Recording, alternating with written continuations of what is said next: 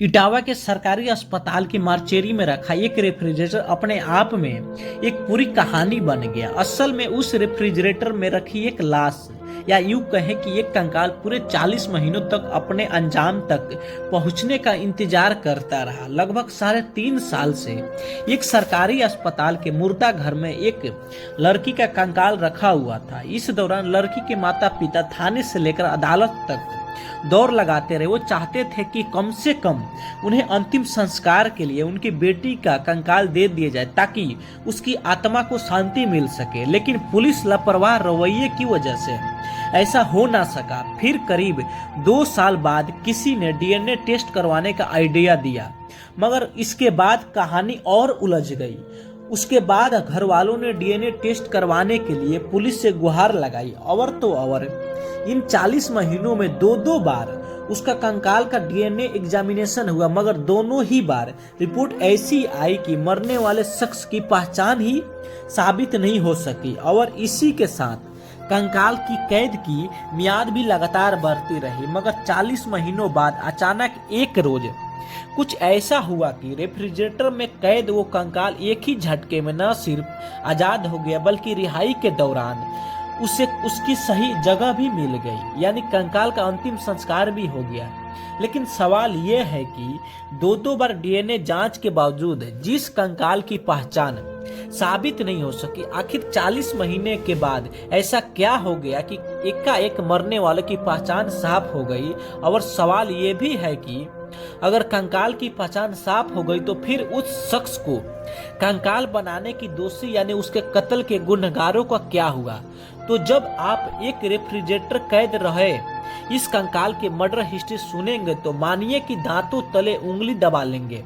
दोस्तों, मैं गोविंद अपने YouTube चैनल में आप लोगों को स्वागत करता हूं। एक और नई क्राइम की स्टोरी लेकर आप लोगों के बीच हाजिर हुआ हूं। तो चलो शुरू करते हैं। आज से 3 साल और 4 महीने पहले इटावा जिले की जसवंत नगर तहसील का गांव है चक सलेमपुर। उसी चक सलेमपुर में रहने वाली 19 साल की एक लड़की रीता 19 सितंबर 2020 को अचानक अपने घर से गायब हो जाती है। जबकि रीता किसी से मिलने जाने की बात कहकर घर से निकली थी और ऐसे में गुम हुई कि किसी को ढूंढने से भी नहीं मिली कभी। इसी बीच घर वालों ने न सिर्फ अपने तौर पर रीता को बहुत छानबीन की और तलाशी किया, लेकिन रीता का कुछ आता पता नहीं चला। तो उसकी गुमशुदगी की रिपोर्ट भी थाने में दर्ज करवाई, लेकिन इससे पहले कि पुलिस रीता के बारे में कोई खास जानकारी जुटा पाती, गांव के बाहर एक बाजरे के एक खेत से एक कंकाल बरामद हुआ। कंकाल को देखकर साफ था कि उसकी मौत किसी केमिकल से जलाए जाने के चलते हुई है या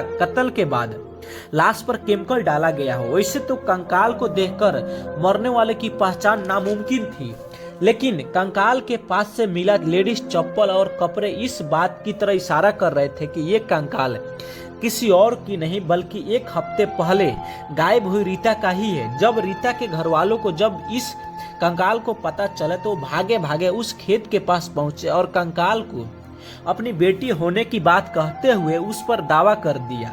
घर वालों को कहना था कि चूंकि कंकाल के पास से मिले कपड़े और चप्पल रीता के ही है, ये लाश रीता के सिवाय किसी और के हो ही नहीं सकती।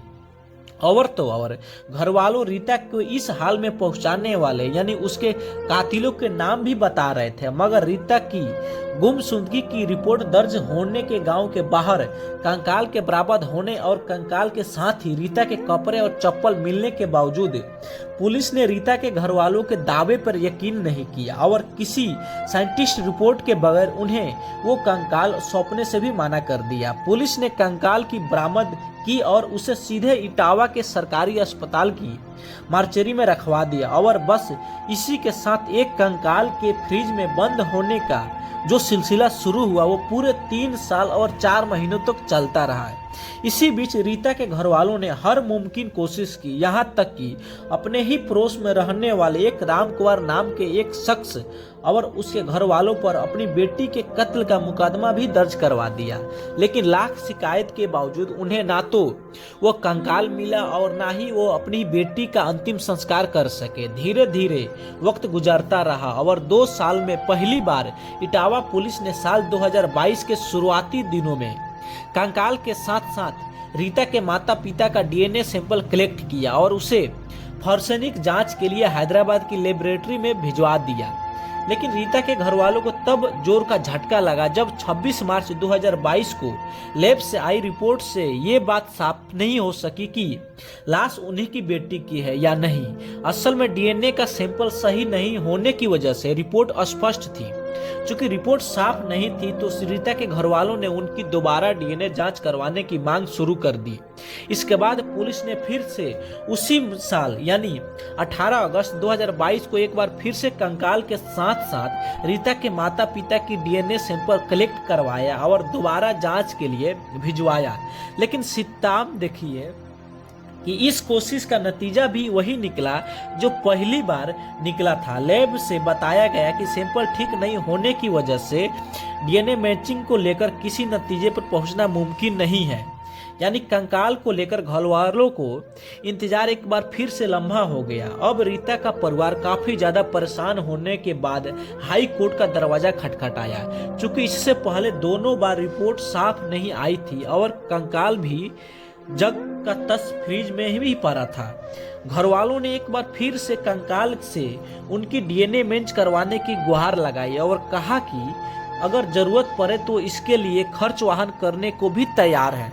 घर वालों की इस फरियाद को हाई कोर्ट ने न सिर्फ गंभीरता से लिया बल्कि इस बात पर भी हैरानी जताई कि आखिर कैसे पुलिस ने 3 साल से भी ज्यादा समय से एक कंकाल को फ्रीजर में रखवा छोड़ा है, जबकि किसी भी लावारिस लाश को ज्यादा से ज्यादा 72 घंटों तक मार्चेरी में रखे जाने का नियम है और इसके बाद जरूरी सैंपल सुरक्षित रखकर उसका अंतिम संस्कार करवा दिया जाता है। लेकिन ये मामला थोड़ा अलग था। यहाँ पूरा का पूरा कंकाल ही फ्रीजर में पड़ा था लेकिन सैंपल ही नहीं सही तरीके से कलेक्ट नहीं हो पा रहे थे। लेकिन कहानी में असली ट्विस्ट तब आया जब अदालत के आदेश पर इटावा पुलिस ने तीसरी बार डीएनए सैंपल कलेक्ट करवाए, कंकाल के भी और रीता के माता पिता के भी। और इस बार जब डीएनए की रिपोर्ट सामने आई तो वही हुआ जिसका दावा रीता के घर वालों ने 3 साल से भी ज्यादा समय से कर रहे थे। साइंटिस्ट ने रिपोर्ट दी कि कंकाल किसी और का नहीं बल्कि चक सलेमपुर गांव की लड़की रीता का ही है। जब पुलिस ने आनन फानन में न सिर्फ रीता के घर वालों को बुलाकर 3 साल और 4 महीने बाद अचानक वो कंकाल उनके हवाले कर दिया बल्कि जल्दबाजी में गांव के ही एक खेत में उसका अंतिम संस्कार भी करवा दिया।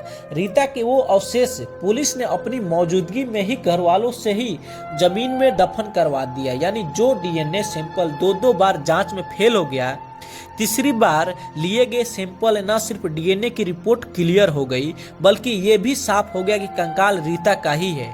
फिलहाल पूरे 40 महीने बाद मार्चेरी में बंद एक कंकाल की रिहाई तो हो गई और उसका अंतिम संस्कार भी हो गया। और तो और घर वालों को भी यह राहत मिल गई कि वो अपने ही बेटी का अंतिम क्रियाएं कर सके। लेकिन जो सवाल सबके सामने खड़ा है वो है कि आखिर रीता को किस हाल में पहुंचाने का दोषी कौन है। अगर वो सही है जिस पर घर वालों को शुरू से इल्जाम लगाते रहे तो आखिर पुलिस की तफ्तीश से ये कब तक पता चलेगा कि रीता का कत्ल उसी गांव के रहने वाले राम कुमार ने किया था या फिर किसी और ने। आखिर पुलिस कत्ल के उस मामले में मकदूल को कब तक इंसाफ दिलाएगी जिसमें मरने वाले की पहचान पता करने में ही उसे 3 साल से ज्यादा समय लग गया।